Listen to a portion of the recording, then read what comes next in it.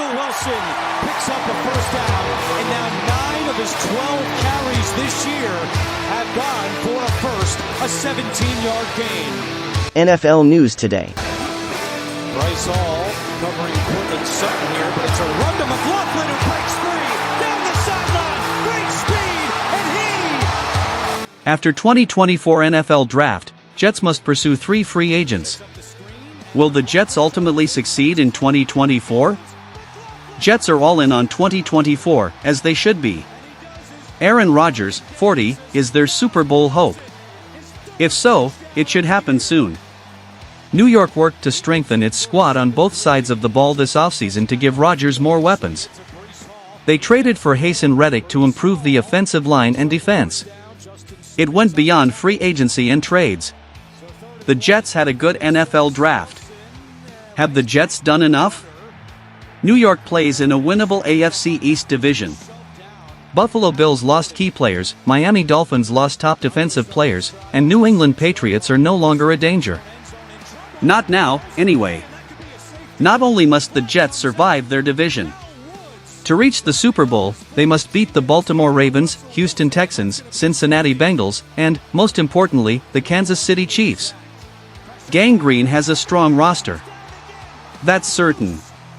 To become a formidable AFC contender, the Jets may need to add some components. These are the remaining free agents New York should consider. Wide receiver Marquez Valdes-Scantling. This summer, the Jets signed Mike Williams in free agency and drafted Western Kentucky receiver Malachi Corley in the 3rd round. New York's Garrett Wilson and Williams are strong receivers, and Corley might play a key role.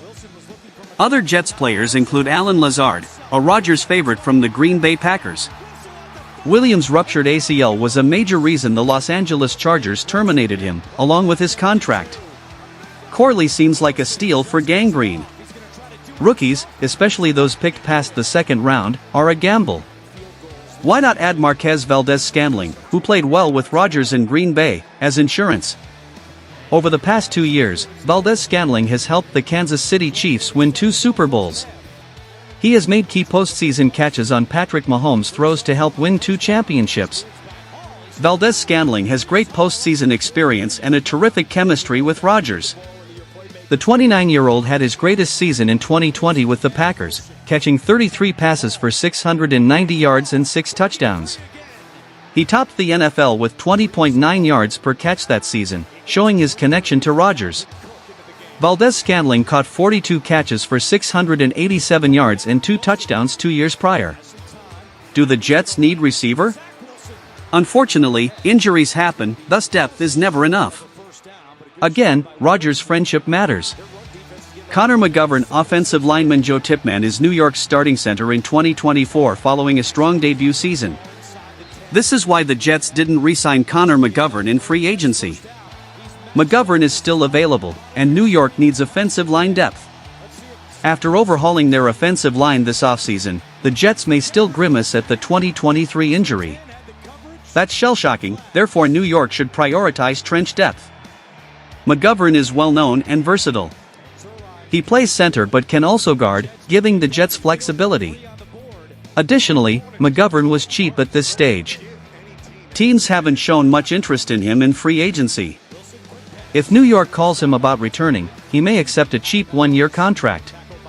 The Jets' return to this in the next weeks and months will be observed. Justin Simmons, security. This offseason, the Jets have solely neglected safety. It's not like New York has poor safety. Chuck Clark and Tony Adams are decent.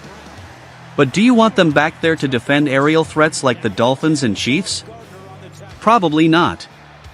Fortunately, the Jets' front 7 and Sauce Gardner, one of the game's top cornerbacks, can offset their poor safety. New York should add another back, and with Justin Simmons still available, it's unclear why they haven't approached him. We don't know for sure. Perhaps New York called Simmons' agency and found his price too exorbitant. Simmons may not have been interested in New York. Who knows? If Simmons is still available, the Jets should sign him. Simmons was released by the Broncos in March after a Pro Bowl season with 70 tackles, a sack, 3 interceptions, 2 forced fumbles, a fumble recovery, and 8 passes defended. This was his fourth second-team All-Pro selection in 5 years.